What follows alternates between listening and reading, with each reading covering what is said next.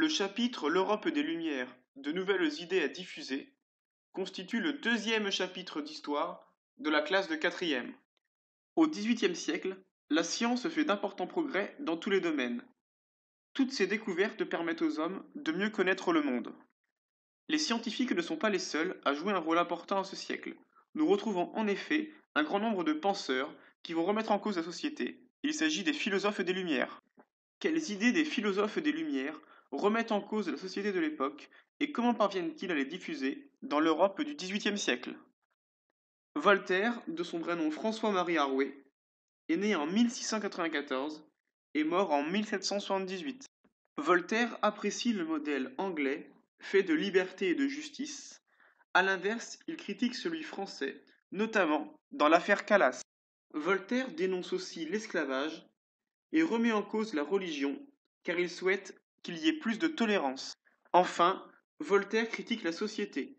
Il est favorable aux négociants, tandis qu'il critique la noblesse.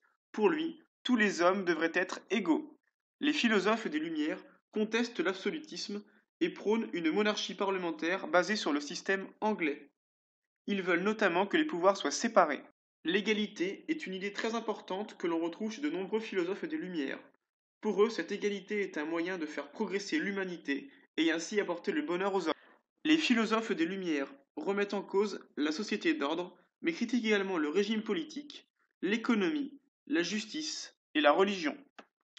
Les cafés parisiens sont donc des lieux de sociabilité où les hommes lettrés de l'époque se rassemblent pour discuter et diffuser les idées des Lumières. L'encyclopédie de d'Alembert et Diderot contient de nombreux articles qui s'opposent au régime absolu, critiquent la religion catholique et remettent en cause les fondements de la société.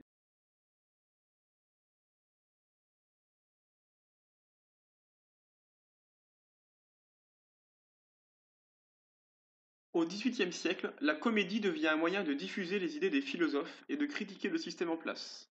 C'est le cas de la pièce de théâtre Le mariage de Figaro, rédigée par Beaumarchais. Les idées des philosophes des Lumières se propagent partout en Europe, grâce notamment au voyage des philosophes comme Voltaire. Les philosophes communiquent également beaucoup entre eux grâce à l'utilisation de lettres. Les idées des philosophes atteignent l'Europe et les cours royales de nombreux États.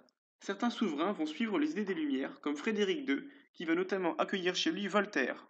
Ces monarques détiennent tout de même un pouvoir absolu, mais comme ils appliquent certaines idées des philosophes, on dit qu'ils sont éclairés par les Lumières, d'où le terme de despote éclairé.